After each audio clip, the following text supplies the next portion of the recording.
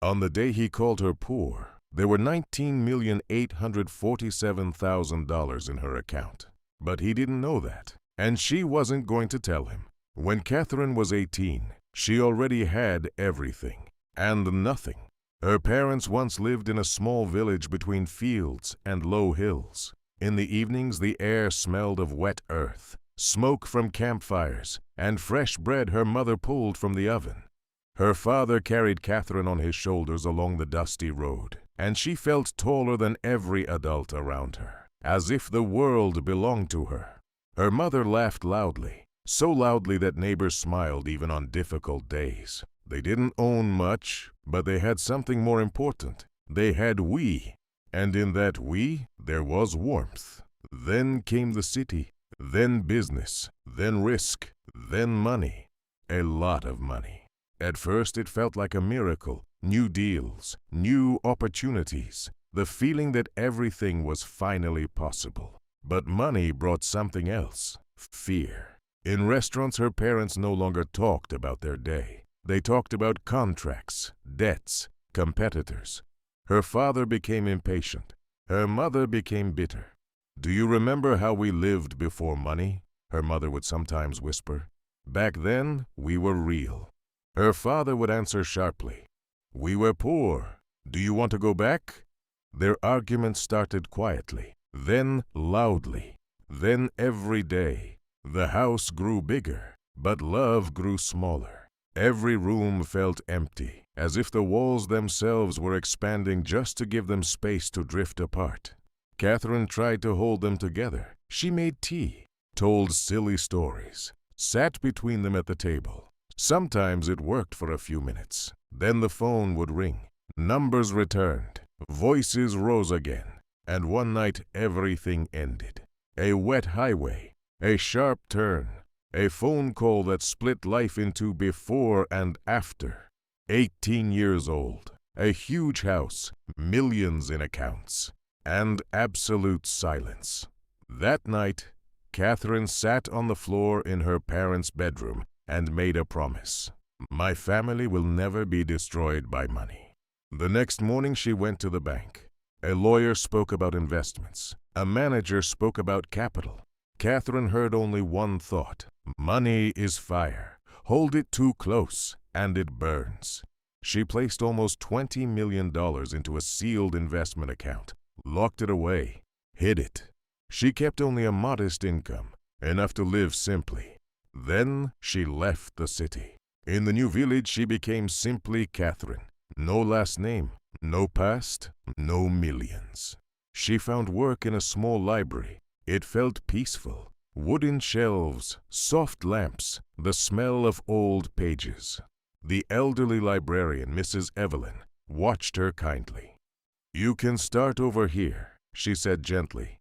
"Just don't try to be strong all the time. Even strong people get tired." Catherine smiled politely, but inside something trembled. She hadn't allowed herself to be weak in a long time. Life slowly became quiet, until the day Oliver walked into the library. He came looking for an old mechanical manual. His hands were strong and rough, marked by work. "Excuse me?" he asked. "Do you know where the technical manuals are?" Catherine showed him the shelf. When he left, he turned back. "You're new," he said. "I would have remembered you." Oliver worked as a mechanic. Oil on his hands, dreams in his head. He wanted to open his own garage someday. "A real one," he said, "done properly." Around him, Catherine breathed easier. He didn't ask about her past. He didn't care about status. He simply looked at her with respect. She fell in love with a man who never asked about money, and he fell in love with a quiet woman with mysterious eyes. Their romance grew slowly. Walks through narrow streets, corn at the village fair, evenings sitting on the hood of his old pickup truck, watching the stars. Happiness felt simple, real. When Oliver proposed, it wasn't dramatic. Just the kitchen, apples on the table.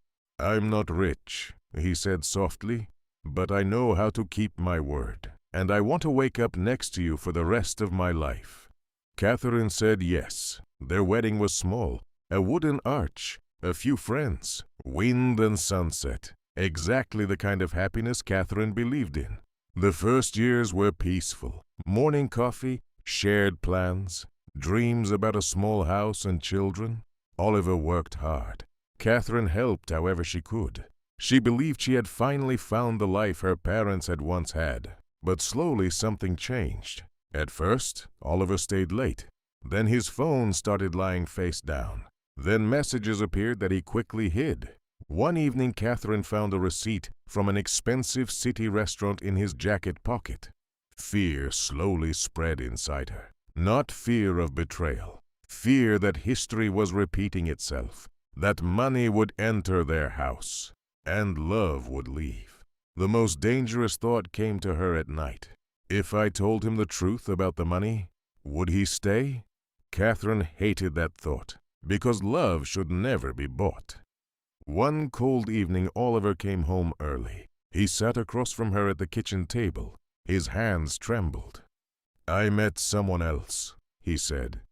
Catherine's heart didn't break. It simply went quiet. Who is she? She asked calmly. Her name is Vanessa, he said. She's from the city. She has opportunities, connections, money. Then came the sentence that cut deeper than any knife. You're a good person, Catherine, he said, but you're poor, and I don't want to be poor my whole life. Catherine looked at him and thought only one thing. If only you knew. She could have opened her laptop, shown him the numbers, changed everything, but that would mean buying his love, and she refused to do that. Okay, she said quietly. Oliver packed his things. He left, and the house became silent again.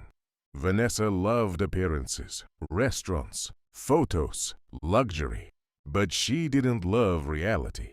When she realized Oliver wasn't rich, her interest faded quickly. Then she convinced him to take a large loan for a business opportunity. A month later, she left. You're too simple, she told him. Oliver was left with debt and regret. Weeks later, he saw something in a newspaper, a headline. A young investor donates $12 million to regional development.